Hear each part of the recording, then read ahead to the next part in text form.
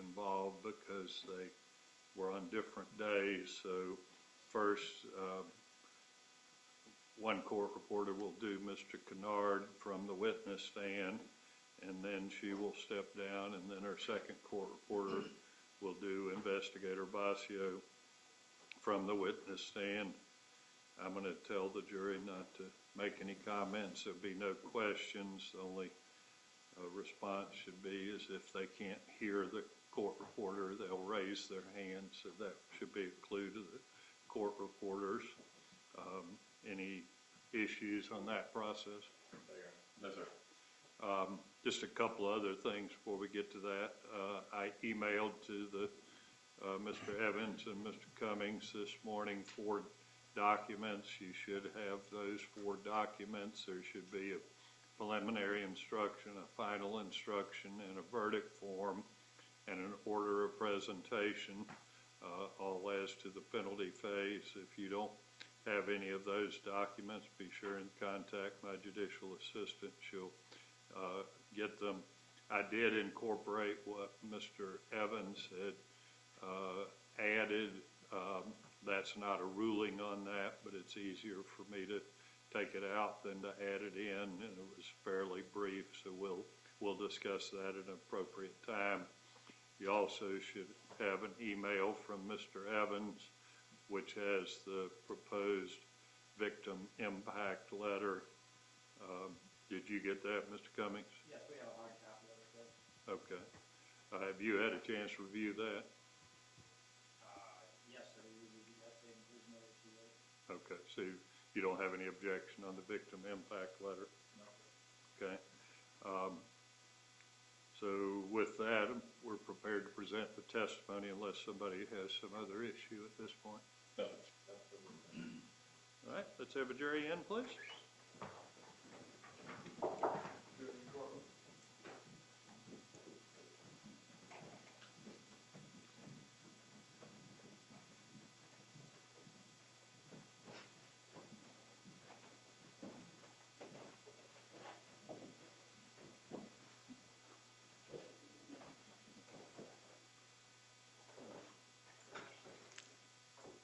So I feel like we've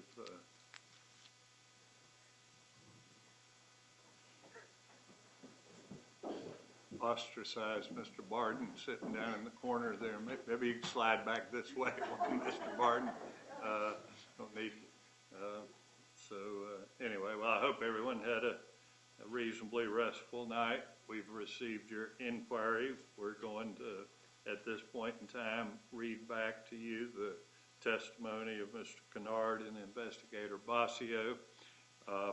Sometimes I think juries are confused that, we don't have a transcript. Transcripts are, the court reporters go through quite a process to create an official certified transcript. Those are not readily available, and we don't ever give transcripts to the jury, but they will do a read back for you of the testimony. You can ask for that of any witness, but as you saw last night, it's not an instant process. It takes them, they have to go through it, and they have some kind of markings on their machine that would make no sense to anyone else, but they have to go through, and it's kind of like when you're doing a voice program where you're dictating something. It's not exact. They have to go back and kind of clean things up and maybe listen to a tape recording to make sure they have something that's understandable.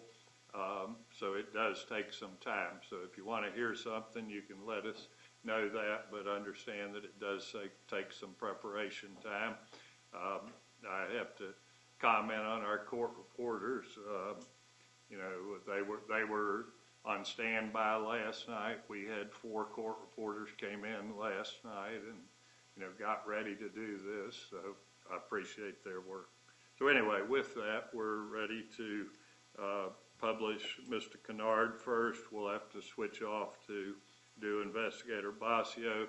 There should not be any comment or question from the jury at this point in time. The only thing I want to indication, if you can't hear something, just raise your hand. The court reporters will speak up a little louder. Other than that, there shouldn't be any comment. You may proceed, Madam Court Reporter. This is direct examination by Mr. Fuchs. Question, good morning, sir. Answer, good morning. Question, can you please introduce yourself to the jury? Answer, I am Kelsey Kinard. Question, and Mr. Canard, it's my understanding that you are actually in prison. Answer, yes, sir. Question, okay, and how long have you been in prison? Answer, 11 years and about 2 months, 3 months. Question, okay, during that term of imprisonment, were you at in Oklahoma City back in 2011?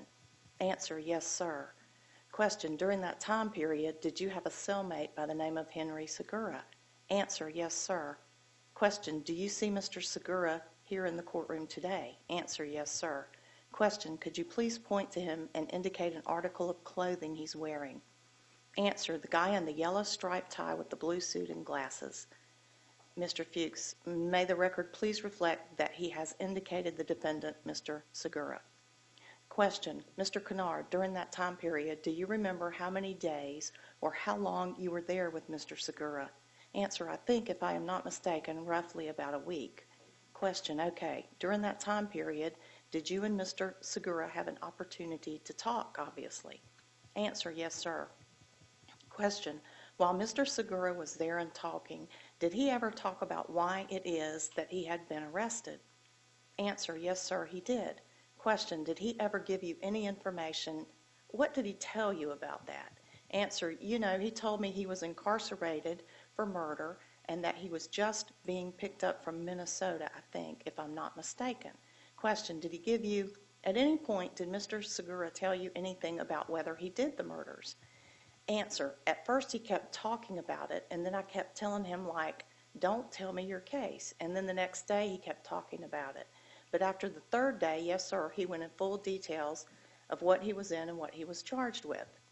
Question, when you say the first time, the first 3 days you're telling him not to talk to you, was he saying anything at that point about it, specifics?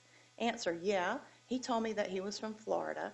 He said he had killed 4 people and went to Minnesota. Then I was like, oh, don't tell me your case.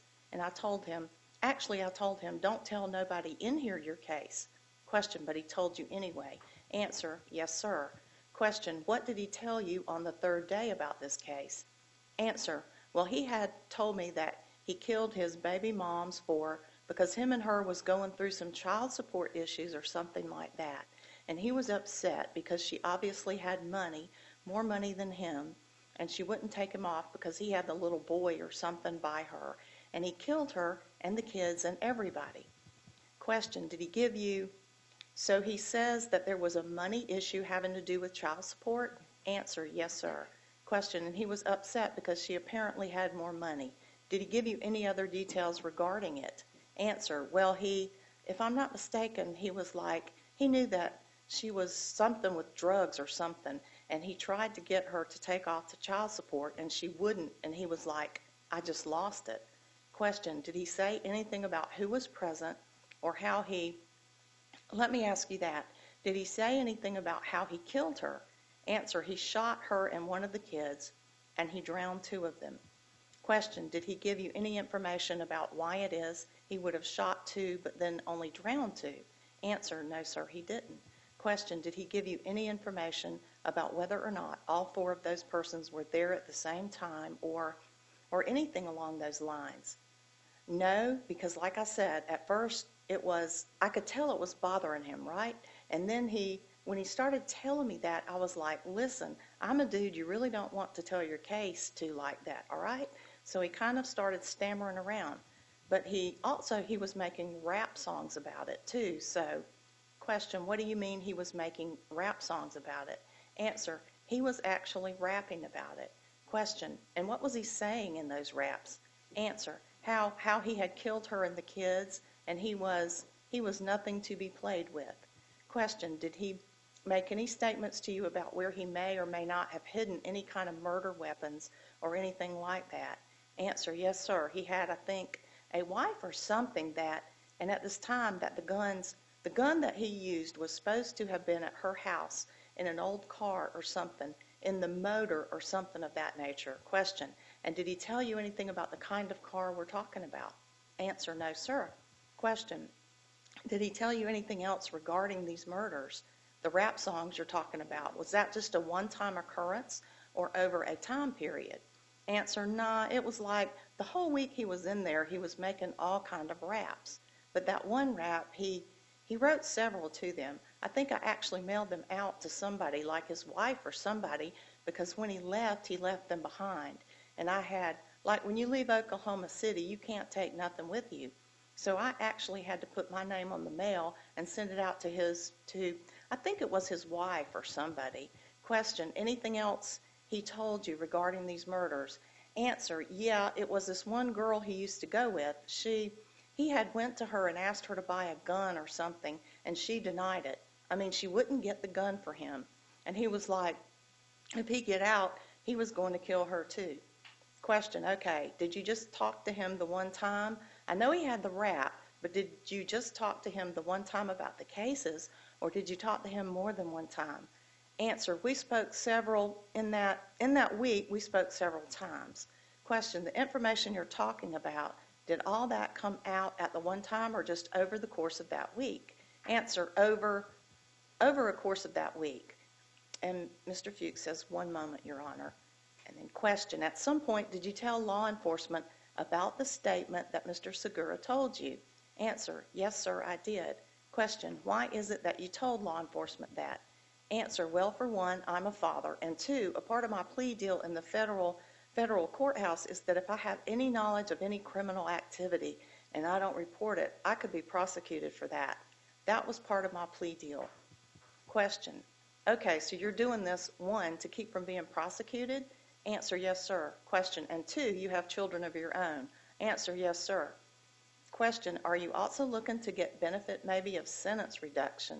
Answer, well, as you know, the government can never promise you nothing, but it's an and/or situation. I could, but I couldn't. Question, okay, but you're hoping for it. Answer, yes, sir. Question, based upon that, does that mean you're being untruthful? Answer, no, sir. Mr. Fuchs says no further questions. The court, cross. Mr. Prince, yes, sir. So we're on cross-examination by Mr. Prince. Question, Mr. Canard, how many times, if at all, have you been convicted of a felony offense? Answer, I think 5. Question, and you've got 11 years served at this point. How much did you have to serve back in 2011? About 5 years or so. Answer, no, actually I received one time cut already. I had 16 years and 8 months, and they reduced it to 14 years. Question, so you were originally sentenced to 16 years. Answer, yes, sir. Question, and at some point it got reduced to 14 years. Answer, yes, sir. Question, was that on a post-plea sentence reduction? Answer, again, my plea deal was if I had any criminal activities that I knew about, I was supposed to report it, so I did. At that time they didn't give me nothing at sentence. So when they convicted the people that was involved with me at that time, they later reduced my sentence. Question, they reduced your sentence based on the government filing a motion for substantial assistance? Answer, yes, sir.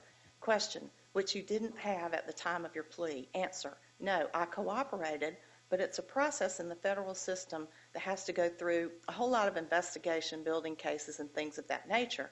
And when you actually do get locked up, they might let that person out to cooperate. So when that person get through cooperating, then they come in and they too receive a time cut. And then that's when I get mines as well.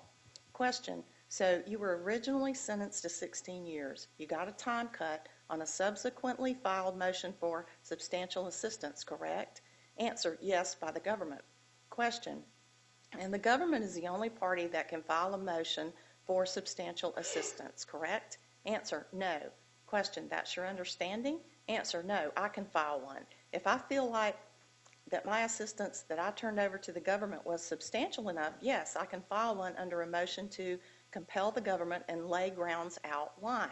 Then if the government, which is my USA attorney, if she feel that my assistance was substantial enough, then she would grant me one. Question, you're aware, sir, that not even a federal judge can compel a U.S. attorney to file a motion for substantial assistance unless they are withholding it for, like, racial or gender reasons, right? Answer, I mean, when I filed mines in 2011 and 12, that's when I filed mine, and then the government told me if I withdraw it, they would grant me mines, so that's what they did. So they granted, question, so they granted you one already. Answer, yes, sir. Question, and you're hoping for an additional sentence reduction. Answer, yes, sir. Question, and when you say you would be prosecuted, you're aware you wouldn't actually be prosecuted if you didn't tell them anything. A condition of your plea was that you testify truthfully if called upon to do so regarding criminal activity that you have knowledge of, correct? Answer, yes, sir. Question, so you're aware then that it's not actually a criminal offense to not proactively report a new offense? Answer, well, all I know is my plea agreement stated that, and that's what I must do. Question, so your understanding of your plea was that you would be charged with new offenses if you didn't come forward? Answer, yes. Question, okay. I noticed when Mr. Fuchs asked you why you were coming forward, the first thing you mentioned is that you're a father. And you know, he had to kind of drag out of you that you want a sentence reduction. Why were you hesitant to give that information? Answer, well, I don't think I was. Question, he asked you why, you gave two answers. The fact that you were the court, we're not going to argue with the witness, Mr. Prince. Mr. Prince says, yes, sir. Question, do you recall Mr. Fuchs asking you why you were here, why you were offering information against Mr. Segura? Answer, yes, sir, I do. Question, do you recall giving him two reasons, one of which was that you were a father? Answer, yes, sir, I do. Question, and it was only after he prompted you with an additional question, specifically about whether you were hoping to get a sentence reduction, that you admitted that? Answer, yes, sir. Question, okay, so my question is, why did he have to specifically point you to that? When you were asked the question, why are you doing this, why didn't you offer that information truthfully? Answer, he did, because like, again, in the federal court system, that we really don't have to turn that information over. I don't know how that works over here in the state, but in the federal system, we don't have to turn that information over because it's something that's already noted, and we don't have to turn that information over. Question, you don't have to turn what information over? Answer, that we will receive a time cut. We don't have to state that for the record. Question, are you saying it's your understanding you will receive a time cut? Answer, no. I said that in the federal system, we do not have to state that we will receive a time cut, or we will or we won't. We don't have to state that. Question, I see. Answer, we don't be asked those questions. Question, I see. Okay. Let me ask you about these raps that you say Mr. Segura wrote or sang. Was anybody else around when he did those raps? Answer, he had several homeboys there that I also told him not to talk to his case about, but I can't, it's been a little while ago. It was two other dudes there from Florida at that point, and I can't remember their names or nothing, though. Question, okay, and so the two people who would have been able to corroborate your story about what Mr. Segura said, you never provided that information to law enforcement? Answer, no, I didn't.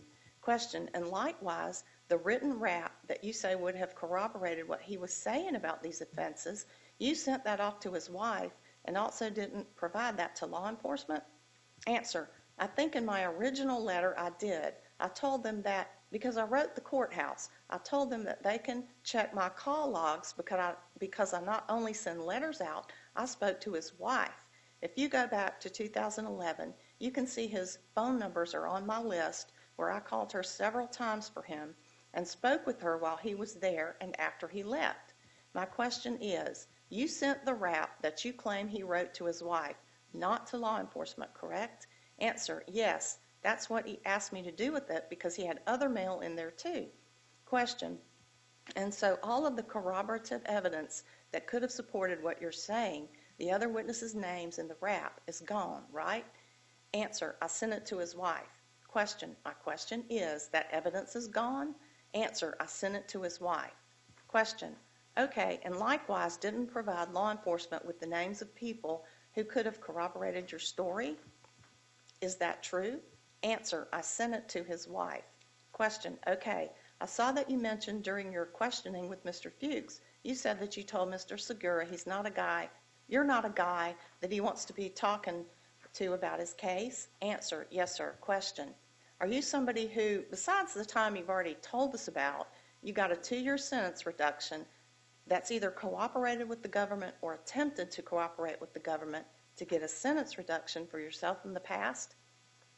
Answer, well, his situation, I never ran across nobody like that. But yes, I have cooperated with the government on a high level, and there's never been a doubt about my cooperation. So your question, so you're somebody here who is eager to cooperate with the government. Answer, no, I'm not eager, but again, my plea agreement stated that if I had criminal activity knowledge, I must turn it over. Question, okay, so over what period of time have you been cooperating with the government, providing information to them about criminal offenses?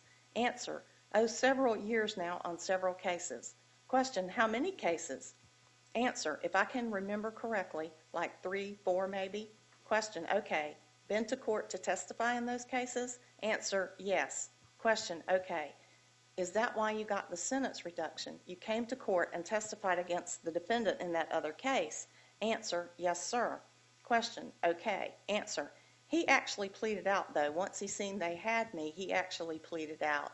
Question, how many times have you attempted to provide assistance to the government? Meaning reach out, contact, or have your attorney reach out and contact somebody from the government to tell them, hey, I've got information about another case for you. Answer, again, in the federal system, it works different. Once you turn the information over, it might be an ongoing case that they don't even use you because they might have enough people already. And then it can take years on down the line. So it could take maybe 10 years just to build this case on this certain individual. So it's probably still ongoing cases that I gave information on that they just haven't used me for yet.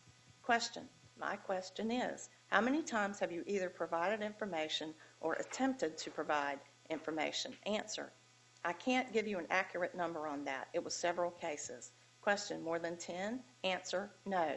Question, you don't know how many times you've attempted to provide information? Answer, no. Question, how many times you've provided information that hasn't come to fruition in the form of a motion for substantial assistance? Answer, I can't give you an accurate number on that.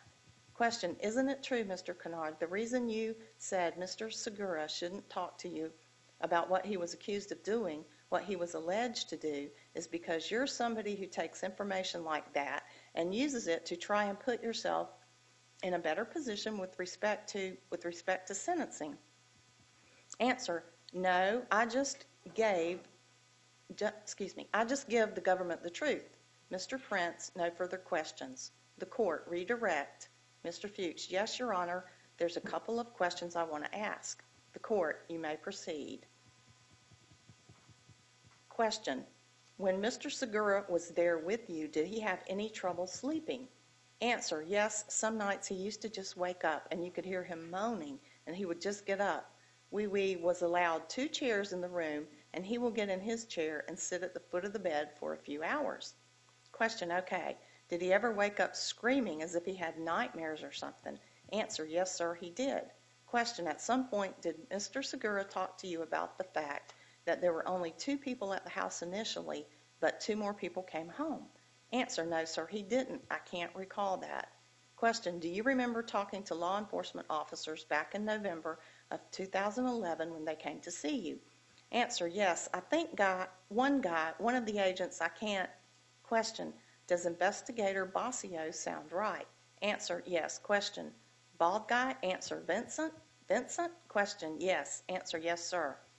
Question, would it help refresh your recollection if I showed you a copy of his report that may contain information that you have? Answer, yes. Mr. Fuchs, may I approach, Your Honor? Question, without reading this, read this to yourself, not out loud. Does that help refresh your recollection? Answer, yes, sir. Question, do you remember that? Do you remember anything about him saying anything about somebody being home and then 2 other people coming home? Answer, I can't recall. It was a while ago, but the court, well, don't guess. You recall or you don't. The witness, I don't. Question, doesn't refresh your recollection? Answer, no, sir. Okay. Question, you said that Mr. Segura said he put the gun in a car. Did he tell you anything about where in the car? Answer, yes, sir. In the motor of the car. Question, okay. In the motor? Answer, yes, sir. Question, did he say anything about whether the car worked or not? Answer, no. I think he just told me it was a car sitting in his yard at his wife's house, sitting at his wife's house or something, and the car was there. Question, okay. And he put it in the motor, in the actual motor or the motor area? Answer, in the motor area, I guess. I don't think you can put a gun in the actual motor. Question, that's why I asked the question. Thank you, sir. Mr. Fuchs says no further questions. Okay, then we had a sidebar. And then back in open court, the court says, did Mr. Segura tell you anything about the type of gun he used? The witness, I think if I'm not mistaken, the court, speak to the jury. The witness, if I'm not mistaken, and I could be wrong, but I think it was like a 9mm or something. Question, but it was a pistol. Is that what you're saying? The witness, yes, sir. All right. Question, any follow-up, Mr. Fuchs? Mr. Fuchs, no, Your Honor. The court, follow-up? Mr. Prince, I guess that would have been, yes, sir, I do. Question, I guess that would have been a semi-automatic then, right? Answer, I'm not really too familiar with guns, so I don't know the difference between them like that. Question, you don't know about whether 9mm come as revolvers? You only know that it was a 9mm, right? Answer, yes. Mr. Prince, okay. No further questions. The court, you can step down. Thank you, ma'am. We'll get our next court report.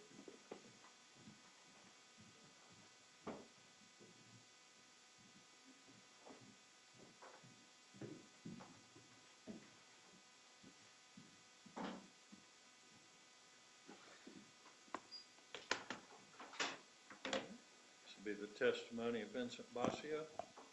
Direct examination by Mr. Prince. Detective Boccio, could you introduce yourself to the jury and spell your first and last name for the court reporter? Sure. Answer, sure. My name is Sergeant Vincent Boccio. My first name is V as in Victor, I-N-C-E-N-T. My last name is Boccio, B as in boy, O-C-C-I-O. Question, Detective Boccio, you were the one who, along with Anne Marie Johnson, went to Texas at some point during the investigation of this case to meet with Kelsey Kinard, correct? Answer, that is correct. Question, and because he was in federal correctional institution, you weren't able to bring in recording equipment, is that correct? Answer, that's correct. Question, okay, do you recall that conversation that you had with Mr. Canard at that time? Answer, yes, sir. Question, and in recounting the details of the murder as he claimed Mr. Segura gave them to him, did he at any point ever mention anything about children? Answer, no. Question, okay, was he able to give you any specific details about how the offense was committed back then? Answer, no. Question, okay, I want to ask you about your involvement with Paramore, Griffin, Gregory Washington aspect of this case. You were the one who received the initial information from the patrol officer who arrested Mr. Washington, correct? Answer, that's correct. Question, okay, what did you do when you received that information initially? Answer, myself and Sergeant Selesky at the time went to the Leon County Jail to interview the person who was providing the information. Question, that was Gregory Washington? Answer, yes. Question, at some point did you go through the process of documenting him as a confidential informant? Answer, I did. Not myself, but we have Vice Narcotics and our special investigations. That's where confidential informants are registered through. He was assigned to a case agent, so I assisted him in documenting him. Question, and you've been in special investigations before, correct? Answer, that's correct. Question, so can you describe for the jury what that process is, what it means to be documented as a confidential informant? Answer, sure. When we document someone is a confidential informant, we have an extensive background check on them. We will find out their criminal histories, find out what information they have, make sure they're not banned from any other law enforcement agencies, using them basically to check on the reliability and credibility of the person. Question, so there has to be a kind of a minimum bar of veracity and believability before you're willing to document somebody as a CI, correct? Answer, correct. Question, now at this time, Mr. Washington went through that process and was documented, correct? Answer, yes. Question, all right, what did you have him do once he was documented? Answer, He wore an undercover wire and made contact with his cousin at the time, Demario Paramore. Question. Okay, during the course of those on-wire conversations, were you able to listen in to what was going on? Answer, yes. Question. And as it turned out, after the fact, those recordings were not of sufficient audio quality to be able to decipher what was being said, but could you hear at the time what was being said? Answer, correct. Question. And during the course of those conversations, did Mr. Paramore allude to the fact that, Mr. Fuchs, Your Honor, I object as to hearsay. The court overruled. By Mr. Priss. Question. Did Mr. Paramore at the time allude to the fact that he had participation in those murders, Brandy Peters and her children's murders? Answer. He did not say participation, but he made comments in reference to it, yes. Question. Did he allude to the fact that he had some participation in the murders? Answer.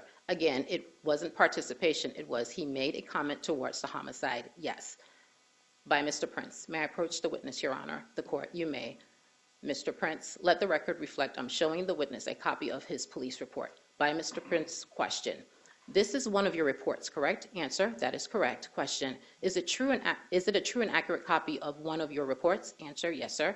Question. Do you recall writing in your report, Paramore alluded to the fact that he had some participation in these murders? Answer. I do remember writing that. Question. Okay. Do you also recall hearing during the course of the conversation on wire between Mr. Washington and Mr. Paramore saying, you didn't leave any witnesses? You don't have to leave any witnesses. Dead men don't talk? Answer. That's correct. Question. I have no further. Well, actually, let me ask a couple of follow-ups based on that. After you got that information, did you have a chance to go interview Mr. Paramore? Answer. Yes. Question. During the course of that interview, were you provided alibi witnesses by Mr. Paramore? Answer. He provided his wife and kids as his alibi witnesses. Question.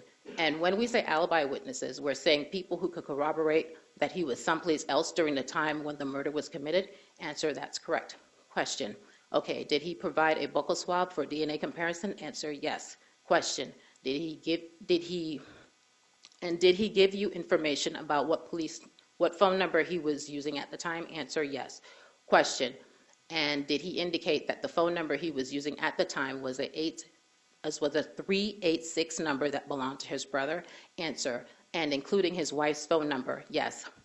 Question. Now, at no point did anybody from the Tallahassee Police Department make any effort to obtain statements from those alibi witnesses. Is that correct? Answer. His wife and kids? No, that's correct.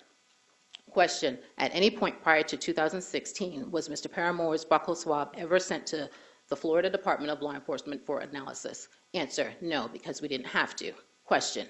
And as far as the phone records go, did anybody ever go talk to his brother and find out what that phone number might have been? Answer. No, sir. Question. Did anybody ever request phone records from any of the cell phone carriers in his brother's names? Answer. No. Question. Like any records associated solely with his brother's name? Answer. No. Question. And isn't it true that the reason for that was, based on your conversation with Mr. Paramore, that you had a gut feeling that he was being truthful with you? Answer. That wasn't just solely the reason why. Question. What was the main reason why? Would that sum up your feeling on the issue? Answer. No. Question. Do you recall giving a deposition in this case? Answer. Yes, sir. Do you recall that you were under oath at the time of the deposition? Answer. Yes, sir. Question. Mr. Prince, may I approach the witness, Your Honor? The court, you may. Mr. Prince, I apologize. I don't have a second copy for you here, but I'll show you where I'm reading from. For the state's reference, this is page 23, starting on line 14. By Mr. Prince. Question. So, if his DNA was provided, which was provided, is never compared to exclude him as a witness, and the cell phone data is never obtained to exclude him as a witness, and none of his alibi witnesses are never questioned to exclude him as a witness, how is it that he is so easily dismissed after he confessed? And if it is just as simple as you've been doing this forever, and you could tell based on the interview that he was obviously full of it, that's fine. I just want to know. Your answer? Yeah. That's pretty much it? Yeah, that pretty much sums it up. So basically, you could tell, based on your interview, that your feeling was he was telling the truth? Answer, if you're asking what my feeling was, yeah, I could tell he was telling the truth. Question, but that was without having conducted any follow-up investigation of the nature we discussed. Answer, well, actually, there was follow-up investigation done. Question, were his cell phone records ever obtained from his brother? Answer, we could go into the details if you want me to, sir. Question, sure. Answer, okay. We did many court orders in this case, probably a total of 50. We actually did court orders on Paramore's girlfriend at the time, got her cell phone records. We were able to review the records and see what numbers were on there. The 386 area code that he specifically was speaking of. There were 2 phone numbers on there. We did court orders on them as well and excluded them as potential suspects. We also looked at Griffin's cell phone records to see what numbers were consistent with the girlfriend to try to narrow it down and identify Paramore's cell phone numbers. We did court orders on them and excluded them as suspects as well. Question, okay, well, let me ask you about using his girlfriend's phone number, because during the course of the interview, the phone number that Mr. Paramore told you he was using at the time was his brother's phone, not his girlfriend's phone, right? Answer, actually, if you listen to the interview, because I went back and listened, he actually said, I was using my girlfriend at the time and my brother's, the 386. Question, okay, answer, that's the reason we use that. Question, I got you.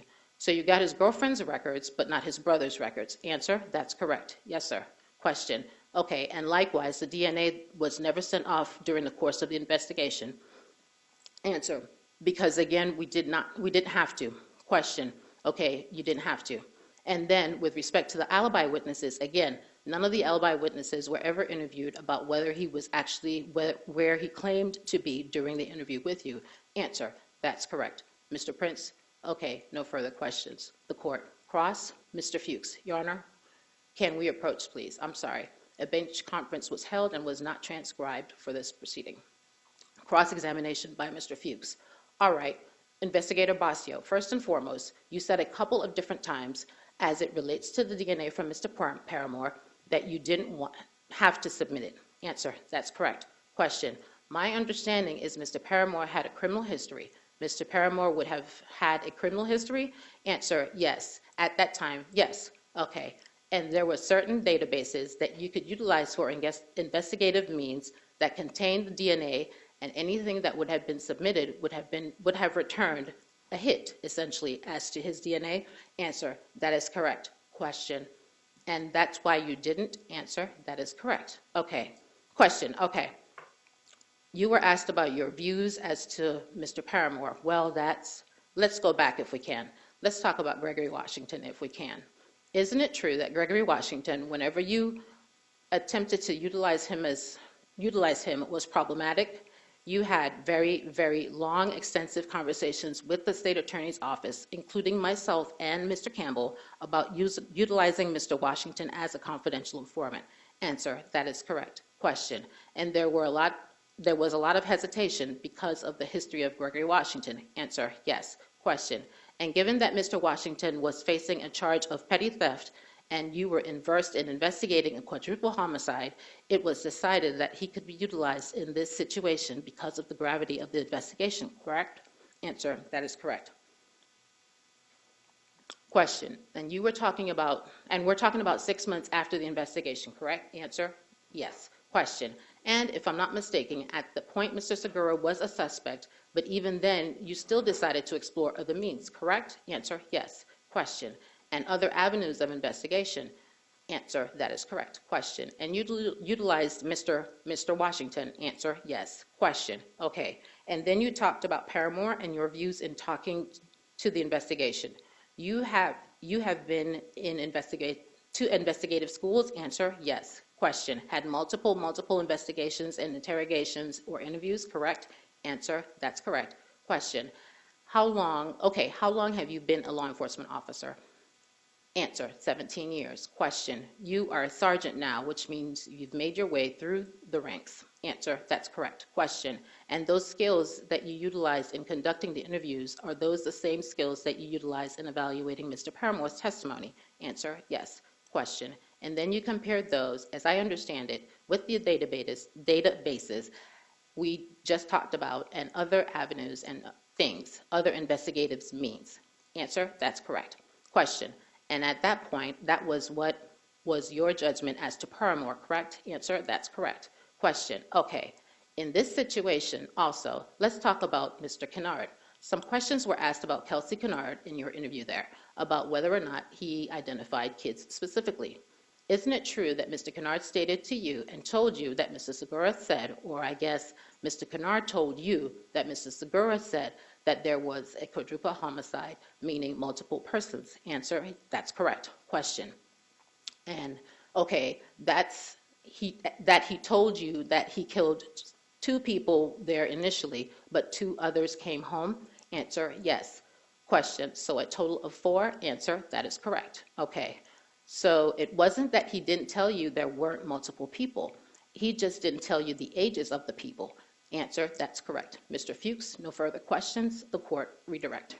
Redirect by Mr. Prince. Question, Detective Boccio, with respect to Mr. Paramore's buccal swab, you said that you didn't have to send it off. However, the swab could have been compared to evidentiary samples found at the scene, correct? Answer, sure. Question, because not every evidentiary sample found at the scene runs through the databases you are referring to. Is that correct? Answer, correct. Question, and that wasn't performed at the time. It wasn't sent off to FDLE during the course of the investigation. Answer, at that time, no. Thank you. No further questions. The court. Any jurors have any questions of this witness? All right. Write your questions down, please. A bench conference was held and was not transcribed for this excerpt. The court. A couple of follow-ups from the jury, Sergeant. Where did Mr. Paramore indicate he was on the night of the murders? And the witness. Remember, this was 6 months later, so he gave us his typical Friday night, what he would do. He basically said he was at the house, he would go to the convenience store, pick up some alcohol, and then he might go to a club. And that was his routine on a Friday night. So really, couldn't give us specifics. Just on a routine basis on a Friday night, that's what he would do. The court. You were asked about the buccal swabs for Mr. Paramore. Were they sent to FDLE to be compared to any potential DNA from the crime scene? The witness. Eventually they were. Yes, they were. The court. Okay. Follow up, Mr. Prince? Mr. Prince? Yes, sir, Your Honor. Further examination by Mr. Prince. Isn't it true, Detective Boccio, that the buccal swabs were sent off in 2016 following the deposition where I gave you a hard time about the fact that it was never tested? Answer, it wasn't sent by me, if that's what you're alluding to, but it was sent off after the depositions. Yes, sir. Question, in 2016? Answer, correct. Question, like 5 years after Mr. Segura had been arrested? Answer, yep, and still no match. Question, and you were also aware that it was compared, his buccal swab was compared to only one of the over 200 DNA samples obtained from the scene in the case? Answer, no, sir. Mr. Prince, okay. The court, follow up, Mr. Fuchs? Yeah, if I can be brief. Further examination by Mr. Fuchs. Question, regarding Mr. Paramore's statement, you've said that this interview was conducted 6 months earlier, correct? Answer, that is correct. Question, he was not able to give you any specifics because it wasn't an event that stood out in his mind. Answer, that is correct. Question, he was able to give you general things of what he would have done around that time period, but nothing specific, correct? Answer, that is correct. Question, okay, makes it a little more difficult to track down an alibi of where he was 6 months later when he really couldn't tell you. Answer, absolutely. Question, okay, fair to say, Mr. Boccio, that you remember things that are a startling event in your life? Answer, yes. Question, and you don't necessarily remember the day-to-day activities 6 months later, correct? Answer, that is correct. Question, would it be consistent with what Mr. Paramore was telling you? Answer, yes, sir. Mr. Fuchs, no further question. Is that the end of the Yes, sir. question? Yes, sir. All right. Mr. Pitt. Let's go sidebar for a moment, please.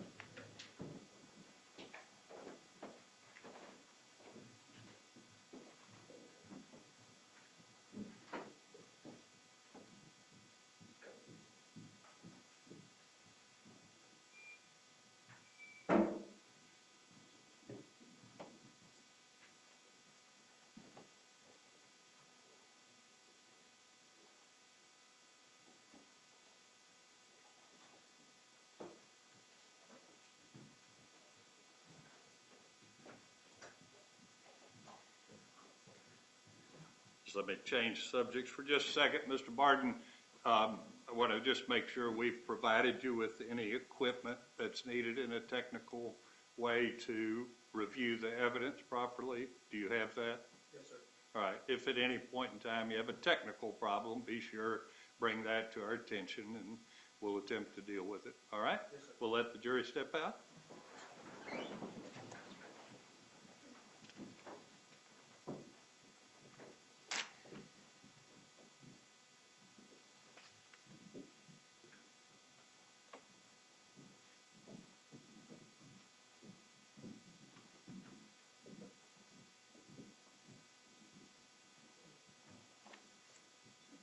Anything further from either side? They are. Yes, sir. No. All right, we'll be in recess till we hear further from the jury.